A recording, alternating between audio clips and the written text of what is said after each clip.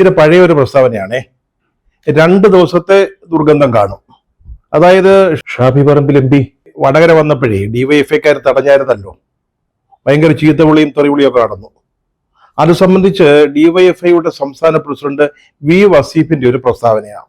അദ്ദേഹം പറയുന്നത് ഇത് ഷാഫി പറമ്പിലിന്റെ ഒരു ഷോ ആയിരുന്നു, ഒരു കുതന്ത്രം. നമ്മുടെ പ്രവർത്തകരാരും ആ കുതന്ത്രത്തിൽ വീണു പോകരുത്. ഒരു ഉപദേശം വാസിഫ് സ്വന്തം അണികൾക്ക് നൽകുന്ന ഒരു ഉപദേശം. ഈ ഷാഫി പറമ്പിൽ എന്ന് പറയുന്ന ആള് വടകരയിൽ നിന്ന് ജയിച്ച MP ലോക്സഭാംഗമാ. 2-3 വോട്ടിനല്ലേ ജയിച്ചത്, 1,00,000-ലേറെ വോട്ടിന്റെ ഭൂരിപക്ഷത്തിന് ജയിച്ച MP അങ്ങനെ അദ്ദേഹത്തിന്റെ മണ്ഡലത്തിൽ വന്നു. ആ മണ്ഡലത്തിൽ വരണ്ടേ, MP അവിടെ വരണ്ടേ?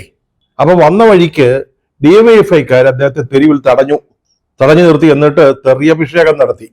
അപ്പൊ ഷാഫി പറമ്പില് വണ്ടി ഓടിച്ചങ്ങ് പോയില്ല, അവിടെ നിർത്തി ഇറങ്ങി നെഞ്ചു വിരിച്ചങ്ങ് നിന്നു. തന്തയ്ക്ക് പിറന്നവര് അതെല്ലയോ ചെയ്യുക, അല്ലാതെ എന്തെങ്കിലും പുളുന്താന്മാര് തെറി പറയുന്നത് കേട്ട് ഓടി രക്ഷപ്പെടത്തില്ലല്ലോ. അത്രേ ചെയ്തോളൂ. അതാണ് വാസിഫ് ഷോ ആണ്, കുതന്ത്രമാണ് എന്നൊക്കെ പറയുന്നത്. സാധാരണഗതിയിൽ DYFIക്കാര് അവരിത്തരം കുതന്ത്രങ്ങളിലോ കുഴിയിലോ കുപ്പത്തൊട്ടിയിലോ ഒന്നും വീഴുന്ന ഒരു പതിവില്ല. അവര് നാലുകാരെ നിൽക്കും. ഈ വീഴാതെ കുഴിയുടെയൊക്കെ അരിക്ക് പറ്റി അങ്ങ് പൊക്കോളും. ഇടയ്ക്കിടയ്ക്ക് പക്ഷേ രാഷ്ട്രീയ എതിരാളികളായ യൂത്ത് കോൺഗ്രസിന്റെയും മറ്റും അതിലെ പ്രവർത്തകരുടെയും മറ്റും ജീവരക്ഷാർത്ഥം ചില ഏർപ്പാടുകളൊക്കെ, ചില കാര്യങ്ങളൊക്കെ നടത്തും. അതിനപ്പുറത്ത് വേറെ കുഴപ്പങ്ങളൊന്നും അടുത്ത കാലത്തായിട്ട്, കഴിഞ്ഞ 8-9 വർഷമായിട്ട് അവരുടെ ഭാഗത്തു നിന്ന് ഉണ്ടായിട്ടേ ഇല്ല. സത്യമാകട്ടോ, അവര് വളരെ സൂക്ഷിച്ചും കണ്ടും നടക്കുന്ന ആളുകളാണ്. അപ്പൊ യൂത്ത് കോൺഗ്രസ് ആണേലും എതിരാളികളാണേലും ജീവനാണല്ലോ, അത് സംരക്ഷിക്കണമല്ലോ. അത്തരം ചില കാര്യങ്ങൾ അവർ ഏർപ്പെടും. അതിനൊക്കെ പിണറായി വിജയന്റെ പോലീസിന്റെ ഹെൽപ്പും പ്രൊട്ടക്ഷനും ഒക്കെ കിട്ടുകയും ചെയ്യും. അങ്ങനെയായിരുന്നു കുറെ കാലമായിട്ട് DYFIയുടെ ഒരു പ്രവർത്തന ശൈലി.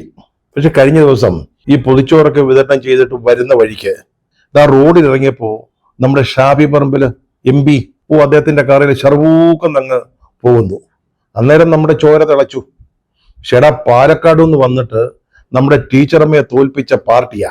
ആ തെരഞ്ഞെടുപ്പ് കഴിഞ്ഞപ്പം മുതൽ നോക്കി വെച്ചിരുന്നതാ, ഒരു അവസരത്തിന് വേണ്ടി കാത്തു നിന്നിരുന്നതാ. ടീച്ചറമ്മയെ തോൽപ്പിച്ചത് 2-3 വോട്ടിനല്ല, 1,14,506 വോട്ടിന്റെ ഭൂരിപക്ഷത്തിനാ. പാലക്കാട് നിന്ന് വന്ന് ഇവിടെ ആളാകാൻ ശ്രമിച്ചാലേ, ഞങ്ങളുടെ മേലെ കുതിരവണ്ടി ഓടിച്ച് കളിക്കാൻ നോക്കിയാല് അതെങ്ങനെ അങ്ങോട്ട് വകവെച്ചു കൊടുക്കാൻ പറ്റും? അതാണ് തടയാമെന്ന് വെച്ചത്. തടഞ്ഞെന്ന് മാത്രമല്ല, നല്ല മനോഹരമായ സരസ്വതി വിളയാട്ടം നടത്തുകയും ചെയ്തു. തെറിയഭിഷേകം. തടഞ്ഞു കഴിഞ്ഞാൽ പിന്നെ അതൊക്കെ ചെയ്യണമല്ലോ, അതാണല്ലോ അതിന്റെ ഒരു ഇത് എന്ന് പറയുന്നത്. കിട്ടിയ വാക്കിന് കയറിയങ്ങ് മേഞ്ഞു എന്ന് നാടൻ മട്ടി പറയാവുന്നതേ ഉള്ളൂ. ഒരു കാരണവും ഉണ്ടായിരുന്നു. രാഹുൽ മാങ്കൂട്ടത്തില് യൂത്ത് കോൺഗ്രസിന്റെ പ്രസിഡന്റ് ആയിരുന്ന ഒരു പാർട്ടി ഉണ്ടല്ലോ, പാലക്കാട്ടെ MLA. അയാളിപ്പോ രാജിവെച്ച് വീട്ടിലിരിക്കുകയാണല്ലോ. അയാളെ സംരക്ഷിക്കുന്നു എന്ന് പറയാൻ ഒരു ന്യായവും കിട്ടി. രാഹുൽ മാങ്കൂട്ടത്തിലിന്റെ സ്വകാര്യ വിഷയങ്ങളില് ഷാഫി പറമ്പിൽ എന്താ കാര്യമെന്ന് നോക്കുവാണെങ്കിൽ ചോദിക്കാം. പക്ഷെ അത്തരത്തിലുള്ള ചോദ്യത്തിനോ പറച്ചിലിനോ അതിനൊന്നും ഇവിടെ സ്കോപ്പില്ലെന്നേ. നമ്മൾ തീരുമാനിച്ചു ഷാഫി പറമ്പിൽ രാഹുൽ മാങ്കൂട്ടത്തിലിനെ സംരക്ഷിക്കുന്നു, അതുകൊണ്ട് അദ്ദേഹത്തെ നമ്മൾ തടയുന്നു. അതായിരുന്നു തീരുമാനം. ഈ ന്യായങ്ങളൊക്കെ പറയുന്നവരെ, അതായത് രാഹുൽ മാങ്കൂട്ടത്തിലിന്റെ സ്വകാര്യ ജീവിതത്തില് ഷാഫിക്ക് എന്താ കാര്യം എന്നൊക്കെ ചോദിക്കുന്നവരെ, അതൊക്കെ ഈ സ്ത്രീ പീഡകന്മാരെ സപ്പോർട്ട് ചെയ്യുന്നവരാ. അവരാരും സ്ത്രീപക്ഷത്ത് നിൽക്കുന്നവരല്ല, നമ്മളെ പോലല്ല. നമ്മൾ സ്ത്രീപക്ഷത്ത് നിൽക്കുന്ന ആളുകളാ. അങ്ങനെയാണെങ്കിൽ ഈ സ്ത്രീ പീഡകന്മാരെ സംരക്ഷിക്കുന്നവരെയാണ് തടയേണ്ടതെങ്കിൽ നമ്മൾ നമ്മുടെ മുഖ്യനെയല്ലയോ ആദ്യം തടയേണ്ടതെന്ന് ഇത് സംബന്ധിച്ച് ആലോചിക്കാൻ ചേർന്ന യോഗത്തില് ഒരു കരിങ്കാലി ചോദിച്ചതാ, ഒരു DYFIക്കാരൻ. നോക്കുമ്പോൾ ശരിയാ, പക്ഷെ അങ്ങനെ ചോദിക്കാൻ പാടുണ്ടോ? DYFIയുടെ ഒരു പ്രവർത്തകൻ ചോദിക്കുക, നമ്മുടെ പിണറായി വിജയനെ അല്ലേ അങ്ങനെയാണെങ്കിൽ തടയേണ്ടതെന്ന്. അപ്പോഴേ അവന്റെ നാവ് ഞങ്ങൾ അടക്കി. ഇതൊക്കെ സ്റ്റഡി ക്ലാസ്സിൽ സംബന്ധിക്കാത്തതിന്റെ, പതിവായിട്ട് വന്ന് പങ്കെടുക്കാത്തതിന്റെ കുഴപ്പമാണെന്ന് അവനെ പറഞ്ഞ് മനസ്സിലാക്കി, അവനെ നിശബ്ദനാക്കി. ഈ ഷാഫിയെ തടഞ്ഞു കഴിഞ്ഞപ്പോഴാ ഇവൻ ആരാ മോനെന്ന് മനസ്സിലാക്കിയത്. ഞങ്ങളെന്തോ വിചാരിച്ചത്, ഞങ്ങളുടെ നാടല്ലയോ, ഇയാള് പാലക്കാട്ടു നിന്ന് വന്നല്ലയോ, ഇവിടുത്തുകാരനല്ലല്ലോ, ഇവിടെ വരത്തനെന്നൊക്കെ പറയാമല്ലോ. നമ്മൾ അയാളെ തടഞ്ഞാല് അയാൾ ഇന്നോവ വണ്ടിയൊക്കെ അയാൾ സ്ഥലം വിട്ടോളൂ എന്നാ വിചാരിച്ചത്. പക്ഷെ അയാൾ എന്താ ചെയ്തത്? അയാൾ വണ്ടിയിൽ നിർത്തിയിട്ടേ അവിടെ ഇറങ്ങിയെന്നേ. എന്നിട്ട് നെഞ്ചും വിരിച്ചൊരു നിപ്പങ്ങ് നിന്നു. അയാൾ എന്തുവാ പറഞ്ഞത്? ഇവിടുന്ന് അങ്ങനെ ഓടി രക്ഷപ്പെടാമെന്ന് ഞാൻ തീരുമാനിച്ചിട്ടില്ലെന്ന്. അങ്ങനെയൊക്കെ ആർക്കെങ്കിലും വിചാരമുണ്ടെങ്കിൽ അത് മനസ്സിൽ വെച്ചാൽ മതിയെന്ന്. ഞാൻ ഈ വടകര തന്നെയൊക്കെ കാണുമെന്ന് പറയുകയാണേ. ഇത് കണ്ടപ്പോഴാണ് മനസ്സിലായത്, നമ്മൾ പുലിയ പുപ്പുലിയ എന്നൊക്കെ പലരും പറഞ്ഞു കേട്ടിട്ടുണ്ട്. ഇത് അതൊന്നുമല്ല കേട്ടോ, സിംഹരാജനാ. അത് ഒറ്റ ദിവസം കൊണ്ട് മനസ്സിലായി. ആ നിപ്പൊന്ന് കാണേണ്ടതായിരുന്നു. ആ വിഷ്വലൊക്കെ കണ്ടപ്പോഴാണ് ഇതിനെപ്പറ്റി രണ്ടു വാക്ക് പറയണമെന്ന് തോന്നിപ്പോയത്. എൻ്റെ വസീഫിക്ക, അതൊരു ഷോ തന്നെയായിരുന്നു കേട്ടോ. ഇക്ക പറഞ്ഞ ഷോയല്ല, നല്ല original show, real 1 man show. നെഞ്ചും വിരിച്ചങ്ങ് നിൽക്കുക. കോൺഗ്രസ്സിൽ ഇപ്പോൾ ആൺകുട്ടികളുടെ കാലമാണെന്ന് ഷാഫി പറമ്പിൽ പിന്നെയും നമുക്ക് മനസ്സിലാക്കി തന്നു. അത് മാത്രമല്ല, ഇന്നലെ പാലക്കാടും പുള്ളിക്കാരൻ ചെന്നു. അദ്ദേഹത്തിന്റെ സ്വന്തം നാടാ, അവിടെയും കയറ്റി കയറുന്നൊക്കെ ഡിവൈഎഫ്ഐക്കാർ പറഞ്ഞതാ. അത് മനസ്സിലാക്കിക്കൊണ്ടാണ് വസീഫിക്ക പറഞ്ഞത്, ഷാഫി പറമ്പിലിനെ തടയുക എന്നുള്ളത് ഞങ്ങളുടെ പരിപാടിയല്ല, ഞങ്ങളുടെ ഒരു തീരുമാനമല്ല. അതുകൊണ്ട് അയാളുടെ കുതന്ത്രങ്ങളിലൊന്നും പ്രവർത്തകരാരും ചെന്ന് പെട്ടുപോകരുതെന്ന് ഇത് മനസ്സിലാക്കിക്കൊണ്ടാ. ഷാഫി നീയും വടകരയും വരും, പാലക്കാടും പോകുമെന്ന് വളരെ കൃത്യമായിട്ട് അറിയാം. അയാളെ അങ്ങനൊന്നും തടയാൻ പറ്റത്തില്ലെന്നും വളരെ ബോധ്യമുണ്ട്. അതുകൊണ്ടാണ് വസീഫിക്ക പറഞ്ഞത്, ഇത് നമ്മുടെ ഒരു സ്കീമിൽ പെട്ടതല്ല, നമ്മുടെ പരിപാടിയല്ല, നമ്മുടെ തീരുമാനമല്ലെന്ന്. കഴിഞ്ഞ ദിവസം ഒരു ടെലിവിഷൻ ചർച്ചയിലെ റിജിൽ മാക്കുറ്റി എന്ന് പറയുന്ന ഒരു അസുരവിത്ത്, അവൻ ഞങ്ങളുടെ ഒരു സഖാവിന്റെ മുഖത്ത് നോക്കി പറയുക, ഷാഫി പറമ്പിലിനെ തെരുവ് കൊണ്ട് എന്ന് വിളിക്കാനുള്ള ചോറൊന്നും നീ തിന്നിട്ടില്ല എന്ന്. അത് കേട്ട് സത്യം പറഞ്ഞാല് നാണം കെട്ടുപോയി. പണി പാളിയെന്ന് മനസ്സിലാക്കിയപ്പോഴേ വസീഫിക്ക ഇങ്ങനെയൊക്കെ പറഞ്ഞെങ്കിലും ഞങ്ങൾ ഷാഫി പറമ്പിലിനെ തടഞ്ഞതും ഇനി തടയാനിരിക്കുന്നതും ഒക്കെ തീരുമാനമനുസരിച്ച് തന്നെയാ. ഡിവൈഎഫ്ഐ മാത്രമല്ല, പാർട്ടി തന്നെ തീരുമാനിച്ചിരിക്കുക. കാരണം രാഹുൽ മാങ്കൂട്ടത്തിലിനെ നമുക്ക് വീഴ്ത്താൻ പറ്റി, വീണു.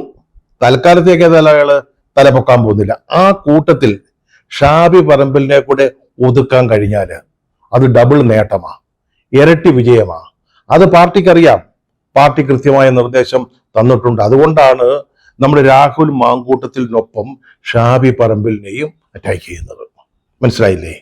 ഇതൊക്കെ ഒരു ലാർജർ കോൺസ്പിറസിയാ. കോൺഗ്രസ്സുകാർക്ക് ഇത് മനസ്സിലാകുന്നുണ്ടോ എന്ന് നമുക്കറിയത്തില്ല. പക്ഷെ നമ്മൾ പ്ലാൻ ചെയ്ത് തന്നെയാ. നമുക്ക് നമ്മുടെ ലക്ഷ്യങ്ങളുണ്ട്. ഇലക്ഷൻ വരാൻ പോവുക. ഈ ചെറുപ്പക്കാര് പിള്ളേരെ അങ്ങനെ അർമാദിക്കാൻ വിട്ടാലേ സംഗതി പാളും. തെരഞ്ഞെടുപ്പില് കടന്നുകൂടാൻ പറ്റത്തില്ല. അത് മനസ്സിലാക്കിക്കൊണ്ടാണ് ഈ യൂത്ത് കോൺഗ്രസിന്റെ നേതൃത്വത്തിലുള്ള ഈ ചെറുപ്പക്കാരെ ഓരോന്നായിട്ട് പിടിക്കാൻ ഞങ്ങൾ തീരുമാനിച്ചിരിക്കുന്നത്. ഇത് പണ്ടേ ഞങ്ങളുടെ സ്റ്റൈലാ. തെരഞ്ഞെടുപ്പൊക്കെ വരുമ്പോഴത്തേക്ക് ഏതെങ്കിലും ഒരു നല്ല പെണ്ണ് കേസുമായിട്ട് രംഗത്ത് വരുന്നതും നേതാക്കന്മാരെയൊക്കെ നാറ്റിച്ചു വിടുന്നതും ഞങ്ങളുടെ ഒരു രീതിയാ. അപ്പൊ അത് തുടങ്ങിയിട്ടേ ഉള്ളൂ. രാഹുൽ മാങ്കൂട്ടത്തിൽ ഏതാണ്ട് വീണു. ഇനി നമ്മുടെ ലക്ഷ്യം ഷാഫി പറമ്പിലാ. കോൺഗ്രസിലെ ഇപ്പോൾ ആൺകുട്ടികളുടെ കാലമാണെന്ന് പറഞ്ഞത് വെറുതെ അല്ല. കഴിഞ്ഞ കുറേ കാലമായിട്ട് ഈ യൂത്ത് കോൺഗ്രസ്സുകാരന്മാരുടെ ഒരു നെകളിപ്പാ. എന്തൊരു അഹങ്കാരമാ അവന്മാർക്ക്. യൂത്ത് വൈബ് എന്നൊക്കെ പറഞ്ഞുകൊണ്ട്, പിന്നെ യൂത്ത് ബ്രിഗേഡ്, കോൺഗ്രസിന്റെ സെക്കൻഡ് ടീം, 2ാം തലമുറ എന്നൊക്കെ പറഞ്ഞുകൊണ്ട് ഇവന്മാർ എന്തുമാത്രം അർമാദിക്കല നടത്തിക്കൊണ്ടിരുന്നത്. അത് അങ്ങനെ അങ്ങോട്ട് വിടാൻ പറ്റുമോ? തൃക്കാക്കര തെരഞ്ഞെടുപ്പ് അത് ഇവരുടെ ഒരു വിജയം കൂടായിരുന്നു. അത് കഴിഞ്ഞിട്ട് പാലക്കാട് അവർ രാഹുൽ മാങ്കൂട്ടത്തിലിനെ തന്നെ അവിടെ കൊണ്ടുവന്ന് മത്സരിപ്പിച്ച് ജയിപ്പിച്ചു. പിന്നീട് നിലമ്പൂര് ഞങ്ങളുടെ കയ്യിലിരുന്ന സീറ്റല്ലയോ, അതല്ലയോ ആര്യടൻ ഷൗക്കത്ത് അടിച്ചുകൊണ്ട് പോയത്. അതിന്റെ പിന്നിലും ഈ യൂത്ത് വൈബ് എന്നും പറഞ്ഞു നടന്ന ഇവന്മാരായിരുന്നല്ലോ. അതേസമയം ഞങ്ങളാണെങ്കിൽ ഈ പൊതിച്ചോറ് പൊതിഞ്ഞ് കൈയൊക്കെ മരഞ്ഞ് ഒരുതരം തന്ത വൈബുമായിട്ട് നടക്കുമ്പോഴാ ഇവന്മാരുടെ ഈ അഹങ്കാരം. യൂത്ത് കോൺഗ്രസ്സുകാരന്മാർ മാത്രമല്ലെന്നേ, കുറെ യൂത്ത് ലീഗന്മാരും കൂടിയിട്ടുണ്ട് ഇവരുടെ കൂട്ടത്തില്. വൈബ് എന്ന് പറഞ്ഞുകൊണ്ട് അതങ്ങനെ വിട്ടുകൊടുക്കാൻ പറ്റത്തില്ലല്ലോ. SFIക്കാർക്കാണെങ്കിൽ ആരിഫ് മുഹമ്മദാനെ കിട്ടി കൈവാക്കിന്. അവർക്ക് അങ്ങനെയെങ്കിലും ഒരു സമരത്തിനോടൊരു അവസരം കിട്ടി. ഞങ്ങൾക്ക് ഈ പിണറായി വിജയന്റെ 2ാം ഭരണം വന്നതോടെ പണിയില്ലാതായി പോയി. പൊതിച്ചോറ് പൊതിയല്ലാതെ വേറെ ജോലി ഇല്ലാതായി പോയി. അതുകൊണ്ടാണ് ഞങ്ങള് ഈ കിട്ടിയ അവസരം മുതലാക്കിക്കൊണ്ട് ഷാഫി പറമ്പിലിനെതിരായിട്ട് തിരിഞ്ഞത്. പിന്നെ ഒരു ചുരുക്കുണ്ടായിരുന്നു, ടീച്ചറമ്മയെ തോൽപ്പിച്ചതിന്റെ ഒരു ചുരുക്ക്, അതും കൂടെ അങ്ങ് തീർക്കാമല്ലോ എന്ന് കരുതിയതാ. ഈ പെണ്ണുകേസ് ആസൂത്രണം ചെയ്യുന്നതിനെ ഞങ്ങളെ കഴിഞ്ഞേ വേറെ ആളുള്ളൂ. ഞങ്ങൾ അതിനകത്തൊരു മിടുക്കന്മാര് തന്നെയാ. ഇപ്പൊ തന്നെ ഈ രാഹുൽ മാങ്കൂട്ടത്തിലിനെ കുട്ടിക്കിയ രീതി ഒന്ന് ആലോചിച്ച് നോക്കിയേ. അയാൾ തെറ്റ് ചെയ്തോ കുറ്റം ചെയ്തോ ഒന്നും നമുക്കറിയത്തില്ല. അയാൾ ആർക്കെങ്കിലും ഗർഭമുണ്ടാക്കിയോ അത് ഛിദ്രിച്ചോ എന്നും നമുക്കൊരു വിവരവും ഇല്ല. അത് എന്തുമായിക്കൊള്ളട്ടെ. പക്ഷെ വളരെ പ്ലാനിങ്ങോടുകൂടിയാണ് നമ്മൾ അയാളെ വീഴ്ത്തിയത്. ആദ്യം നമ്മൾ എന്താ ചെയ്തത്? മറ്റൊരു സ്ത്രീയുമായി ബന്ധപ്പെട്ട് വേറൊരു രംഗത്ത് പ്രവർത്തിക്കുന്ന ആളാ. ആ കുട്ടിക്ക് ഇയാൾ ഗർഭമുണ്ടാക്കിയെന്ന് പറഞ്ഞിട്ട് ഒരു കഥയങ്ങോട്ട്, ഒരു കരക്കമ്പി അങ്ങ് ഇറക്കി. അത് പലരും കേട്ടു. പക്ഷെ അത് ആരെങ്കിലും ഏക്കണ്ടേ? എനിക്ക് രാഹുൽ മാങ്കൂട്ടത്തിൽ ഗർഭമുണ്ടാക്കി തന്നേ എന്ന് ആരെങ്കിലും പറയണ്ടേ? അല്ലാതെ പിന്നെ എങ്ങനെയാണ് അത് മുന്നോട്ട് കൊണ്ടുപോവുക? ഏറ്റില്ല, അങ്ങോട്ട് വേണ്ട പോലെ കത്തിയില്ല. അപ്പൊ നമ്മൾ എന്ത് ചെയ്തു? അപ്പോഴാണ് സ്ത്രീകളുടെ പ്രശ്നങ്ങൾ ചർച്ച ചെയ്യുന്നു എന്ന വ്യാജേന ഒരു സിനിമാ നടി, ഏത് നടിയാണ് എത്ര സിനിമകളിൽ നടിച്ചു എന്നൊന്നും നമുക്കറിഞ്ഞുകൂടാ, അത് വേറൊരു കാര്യം, പുള്ളിക്കാരത്തി ചില കാര്യങ്ങള് രാഹുൽ മാങ്കൂട്ടത്തിലിന്റെ പേര് പറയാതെ അങ്ങോട്ട് പറഞ്ഞത്. രാഹുൽ എന്ന് പറഞ്ഞിട്ടേ ഇല്ല. എനിക്ക് ഒരു യുവ നേതാവിൽ നിന്ന് ചില ദുരനുഭവങ്ങൾ ഉണ്ടായി എന്നാണ് പുള്ളിക്കാരത്തി പറഞ്ഞത്. സത്യം പറഞ്ഞാല് എന്നെ വല്ലാതെ പീഡിപ്പിച്ചൊന്നുമില്ല എന്ന് പറയുന്നുകൊണ്ട് ആ കൂട്ടത്തിൽ തന്നെ പറഞ്ഞു, എന്നെ അങ്ങനൊന്നും പീഡിപ്പിച്ചിട്ടില്ല. അപ്പൊ ആരോ ചോദിച്ചു തെളിവുണ്ടോന്ന്. അങ്ങനെ തെളിവുമില്ല, ഒന്നുമില്ല, തെളിവുമില്ല. പീഡിപ്പിച്ചിട്ടുണ്ടോ എന്ന് ചോദിച്ചാൽ അങ്ങനെയുമില്ല. പക്ഷെ ഇതങ്ങോട്ട് പറഞ്ഞു, അതങ്ങ് കത്തിപ്പടർന്നു. ചില മാധ്യമങ്ങളൊക്കെ നമ്മളെ സഹായിക്കാറുണ്ടല്ലോ. ഇതുപോലുള്ള വാർത്ത കിട്ടിക്കഴിഞ്ഞാൽ പിന്നെ അത് കോൺഗ്രസ്സുകാരാണെങ്കിൽ, CPM-കാരാണെങ്കിൽ മിണ്ടത്തില്ല, BJP-കാരാണെങ്കിലും മിണ്ടത്തില്ല. ഇപ്പൊ തന്നെ പാലക്കാട് ഒരു BJP നേതാവിനെതിരായിട്ട് ഇതുപോലൊരു ആക്ഷേപം വന്നതാ. അടുത്ത ബന്ധുവാ പരാതി കൊടുത്തിരിക്കുന്നത്. ആരാന്നൊന്നും നമ്മൾ പറയത്തില്ല കേട്ടോ, അങ്ങനെ പറയാൻ പാടില്ല, അത് ശരിയല്ല, പൊളിറ്റിക്കലി കറക്റ്റ് അല്ല, അതുകൊണ്ട് പറയുന്നില്ല. പക്ഷെ എല്ലാവർക്കും അറിയാം ആരാ കൊടുത്തതെന്ന്. പക്ഷെ അതിനെക്കുറിച്ചൊന്നും ആർക്കും ഒരു മിണ്ടാട്ടവും ചോദ്യവും ഒന്നും ഇല്ലല്ലോ. ഈ കഴിഞ്ഞ ദിവസം തന്നെ ഒരു ടെലിവിഷൻ ചാനലില് ഈ വൈകിട്ടത്തെ ചർച്ച, അതിന് CPM-ന്റെ പ്രതിനിധി ഈ നമ്മുടെ BJP-കാരനെ ന്യായീകരിക്കുന്നു. ഈക്കെതിരായിട്ടുള്ള ആക്ഷേപം പുറത്തു വന്ന ദിവസം രാവിലെ പത്രസമ്മേളനം നടത്തി, ഞാനിതൊന്നും അറിഞ്ഞിട്ടില്ല, ഇത് ഒരു കുടുംബവഴക്കിന്റെ ഭാഗമാണ്, അത് നേരത്തെ തന്നെ കോടതിയിൽ നിന്ന് തന്നെ വിട്ടതാണെന്നൊക്കെ ഈ ആരോപണ വിധേയൻ പറഞ്ഞതാ. അയാളുടെ വാദങ്ങള് ഒരു CPM-ന്റെ പ്രതിനിധി തന്നെ, നേതാവ് തന്നെ ഇരുന്ന് ആവർത്തിക്കുന്നത് കണ്ടു. സത്യം പറഞ്ഞാൽ നമ്മുടെ പാർട്ടിക്കാരാണേലും കേട്ടപ്പോ ചിരിയാ വന്നത്. ഇത് അതിന്റെ ഒരു രീതി. കോൺഗ്രസ്സുകാരാണെങ്കിൽ നമ്മൾ കത്തിക്കും. അങ്ങനെ നടിയുടെ വെളിപ്പെടുത്തൽ വന്നു. അതിനെ തുടർന്ന് മറ്റൊരു സ്ത്രീ രാഹുൽ മാങ്കൂട്ടത്തിലുമായി സംസാരിക്കുന്നതിന്റെ ഒരു ശബ്ദരേഖ, ഫോണിൽ സംസാരിക്കുന്നതിന്റെ, അത് ഗർഭമുണ്ടാക്കിയെന്നോ അത് ഗർഭഛിദ്രം നടത്തിയെന്നോ നടത്തുന്നെന്നോ അങ്ങനെയൊക്കെ ചോദിക്കുന്ന ഒരു ശബ്ദരേഖയാ. ചിലര് പറഞ്ഞു ഇത് പണ്ടങ്ങാണ്ടുള്ളതാണെന്ന്, പഴയതാണെന്ന്, ഗർഭമില്ലത്രേ, ഗർഭം ഉണ്ടെന്നും പറഞ്ഞ് വിളിച്ചതാണെന്ന്, അപ്പൊ ഇയാൾ അതിനകത്ത് വീണുപോയതാണെന്ന്. പക്ഷെ എന്തൊക്കെയോ കൊസ്രാക്കുടികൾ നടന്നിട്ടുണ്ട്, അതൊന്നും ഇല്ലെന്ന് പറയുന്നില്ല കേട്ടോ. എന്തായാലും അത് കയറി കത്തി. അതിനെ തുടർന്ന് രാഹുല് യൂത്ത് കോൺഗ്രസ് പ്രസിഡന്റ് സ്ഥാനം രാജിവെച്ചു.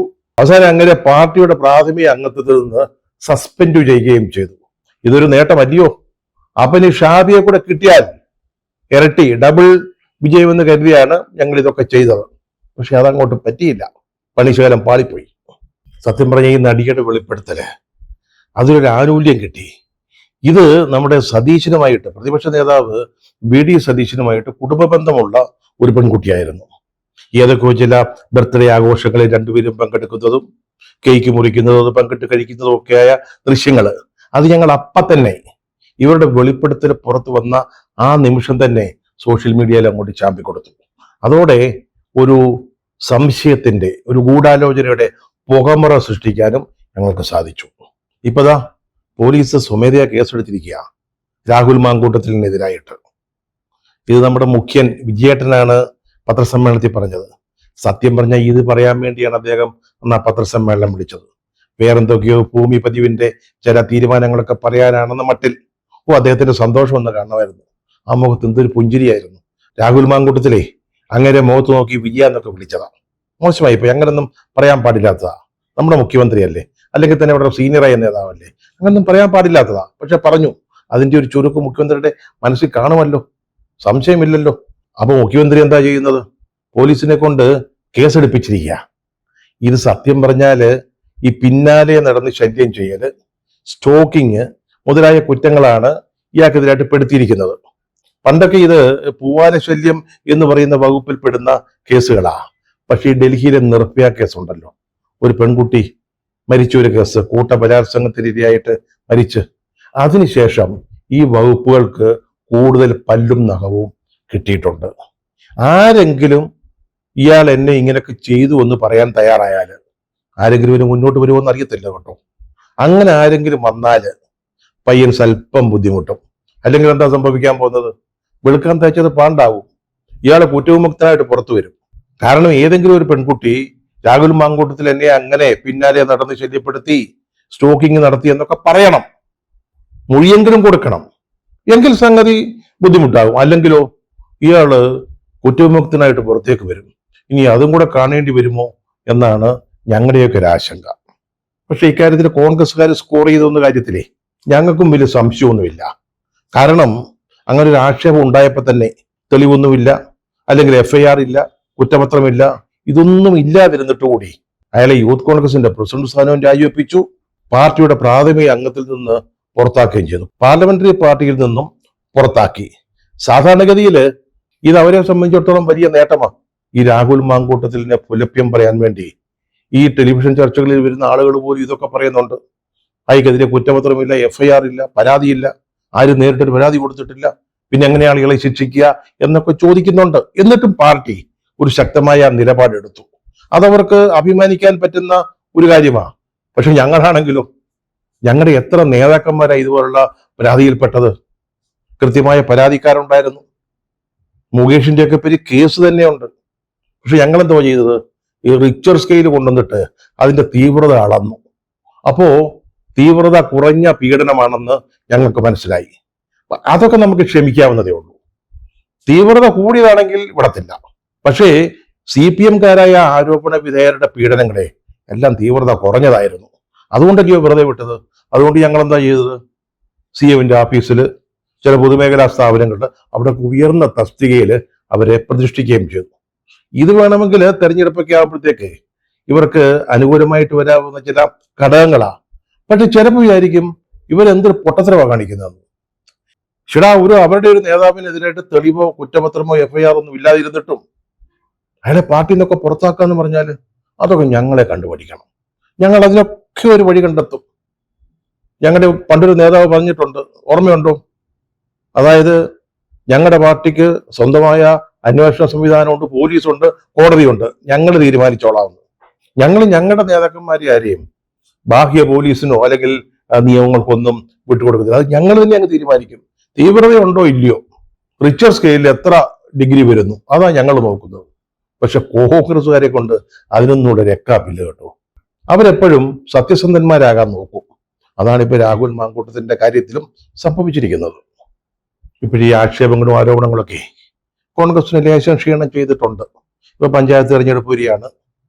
അടുത്ത മെയ് ഒക്കെ ആകുമ്പോഴത്തേക്ക് നിയമസഭാ തെരഞ്ഞെടുപ്പാണ്. ലേശം ക്ഷീണം ചെയ്തിട്ടുണ്ട് എന്നൊരു കാര്യത്തിൽ യാതൊരു സംശയമില്ല. പക്ഷെ അവർക്ക് രക്ഷപ്പെടാൻ വരെ വഴി കിടക്കുകയാണെന്നേ. ഇപ്പൊ അവരുടെ പാർട്ടിയിലെ ഈ പുനഃസംഘടന എന്ന് പറഞ്ഞ് വലിയൊരു വിവാദം നടന്നുകൊണ്ടിരിക്കുക. PCC പ്രസിഡന്റുമാരെ കുറെ പേരെ മാറ്റണം, പുതിയ ജനറൽ സെക്രട്ടറിമാർ വേണം, പഴയവരെ നിലനിർത്തണോ, എല്ലാവരെയും പുതുതായിട്ട് കൊണ്ടുവരണോ, പകുതി പേരെ നിലനിർത്തണോ, ഈ വക തർക്കങ്ങൾ ഇപ്പം ഈ പാർട്ടി നടന്നുകൊണ്ടിരിക്കുക. അതുപോലെ രാഹുൽ മാങ്കൂട്ടത്തിൽ രാജിവെച്ചതിന് ശേഷം ഒരു യൂത്ത് കോൺഗ്രസ് പ്രസിഡന്റ് ഇല്ല, ഒഴിഞ്ഞു കിടക്കുക. ഇപ്പൊ ഗവൺമെന്റിനെതിരായിട്ട് സമരങ്ങളൊക്കെ നടത്തേണ്ടതാണല്ലോ, അതിന് യൂത്ത് കോൺഗ്രസ് വേണമല്ലോ, അതിനൊരു പ്രസിഡന്റ് വേണ്ടായോ? അതാരുമില്ല. അത് ഈ ചില ഗ്രൂപ്പ് പ്രശ്നങ്ങളിലൊക്കെ ഇങ്ങനെ പെട്ടുകിടക്കുക. ഇതൊക്കെ പെട്ടെന്ന് പരിഹരിക്കാൻ കോൺഗ്രസിന്റെ നേതൃത്വത്തിൽ കഴിഞ്ഞാൽ ചിലപ്പോൾ ഉണ്ടല്ലോ ഇതൊക്കെ അവര് ഗുണകരമാക്കി മാറ്റും, അവർക്ക് പ്രയോജനകരമായ രീതിയിലേക്ക് കൊണ്ടുവരാനായിട്ട് സാധിക്കും. എന്നാലും അതിനുള്ളിൽ നടക്കുന്ന ചില ചർച്ചകൾ അതൊക്കെ നമുക്കും കിട്ടുന്നുണ്ട്, അതിന്റെ വിശദാംശങ്ങൾ. അതൊക്കെ കേൾക്കുമ്പോൾ ഒരു സന്തോഷമുണ്ട് കേട്ടോ. ചിലര് പറയുന്നത് ഇതൊക്കെ നമ്മുടെ ഉമ്മൻചാണ്ടിയുടെ കണ്ണുനീരിന്റെ ഫലമാണെന്നാ ഇപ്പോഴീ പാർട്ടിയിൽ നടക്കുന്ന കാര്യങ്ങളൊക്കെ. അദ്ദേഹത്തിന്റെ അവസാന കാലത്ത് ചിലർക്ക് അദ്ദേഹത്തെ കുറിച്ച് വിഷമിപ്പിച്ചിട്ടുണ്ട്, നമുക്കറിയാവുന്ന കാര്യമാണ്. യൂത്ത് കോൺഗ്രസിലൊക്കെ നമ്മളോട് തുറന്ന് സംസാരിക്കുന്ന പിള്ളേരുണ്ടല്ലോ, കോൺഗ്രസിലും ഒക്കെ ഉണ്ടെന്നേ, അവരൊക്കെ പറയുന്നതാ ഉമ്മൻചാണ്ടി അദ്ദേഹത്തിന്റെ അവസാന ദിവസങ്ങളിൽ ഒത്തിരി ദുഃഖവും വിഷമവും ഒക്കെ അനുഭവിച്ചിട്ടുണ്ട്. പലരും അദ്ദേഹത്തെ കൈവിട്ടു. ചില പ്രധാനപ്പെട്ട സ്ഥാനങ്ങളിലേക്ക് അദ്ദേഹം ആഗ്രഹിച്ച ആളുകളെ കൊണ്ടുവരുന്നതിന് തയ്യാറായില്ല. അദ്ദേഹം അങ്ങ് അശക്തനായി പോയി. അങ്ങനെ ഉമ്മൻചാണ്ടിയുടെ ഒരു കണ്ണുനീരിന്റെ ഫലമാണിത് എന്ന് പറയുന്ന ആളുകളും ഉണ്ട്. സംഗതിയൊക്കെ ശരിയാ. പക്ഷെ ഞങ്ങളെ സംബന്ധിച്ചോളം എന്തോ ശരി, മനുഷ്യന്റെ വെട്ടത്തോട്ട് ഇറങ്ങി നിൽക്കാൻ പറ്റത്തില്ല. അത്രയ്ക്ക് നാശകോശമായിരിക്കുക ഞങ്ങളുടെ ഗവൺമെന്റിന്റെയും പാർട്ടിയുടെയും ഒരു കാര്യം. പോരാത്തതിന് ഈ മുട്ടിഞ്ഞ വിലക്കയറ്റം.